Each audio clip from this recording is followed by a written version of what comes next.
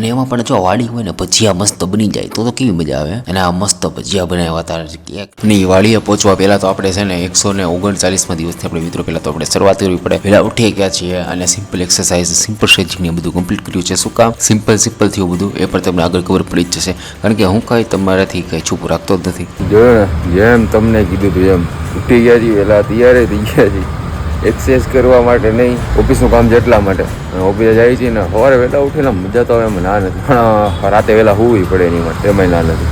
ચાલો જઈએ ઓફિસે હવે. તો મસ્ત તૈયાર થઈ ગયા છીએ અને નીકળશો આપણે ઓફિસે જવા માટે. તમને એવું લાગે કે આ ફોગ છે, પણ ખરેખર મિત્રો ફોગ નથી, એ ડસ્ટ છે. આ રોલ હમણાં નવું કર્યું એને લીધું. અને આપણે ગયા હતા આજે કંપનીના કામથી મસ્ત વાડીએ. અને આ વાડીની જે મજા હતી, આ વાડીનો જે આનંદ હતો એક આખો અલગ હતો. અને મિત્રો તમને બધાને તો ખબર જ છે ને કે આપણે નેચર કેટલું બધું ગમે છે.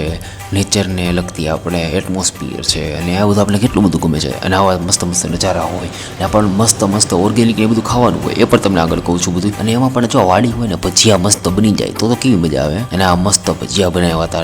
એક નંબર ભજીયા હતા.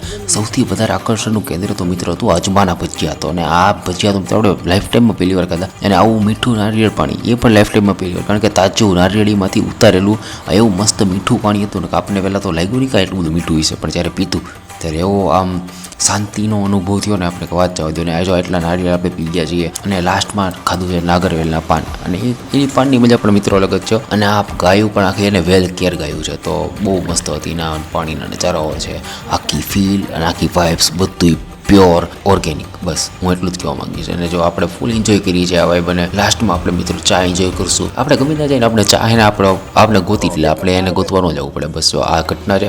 નાગરવેલા પણ આપણે સાથે લીધા કારણ કે આપણે ખાવાની બહુ મજા આવી. ઓફિસે એટલું બધું કામ હતું ને એટલું બધું કામ હતું કે આપણે પછી નીકળતા છેલ્લે ક્લિપ ઉતારી શક્યા. અને જતીનભાઈને બોલાવી લીધા હતા આપણને લેવા માટે. તો જતીનભાઈ આપણે લેવા આવી ગયા હતા. અને ટ્રાફિકને થોડાક ઓળંગતા આપણે પહોંચ્યું હોસ્ટેલે. અને જતીનભાઈ આપણે હંમેશાની જેમ હોસ્ટેલે મૂકવા આવે છે, તો એમને પણ થઈ ગયું કારણ કે રોજ આપણી સેવા કરે છે.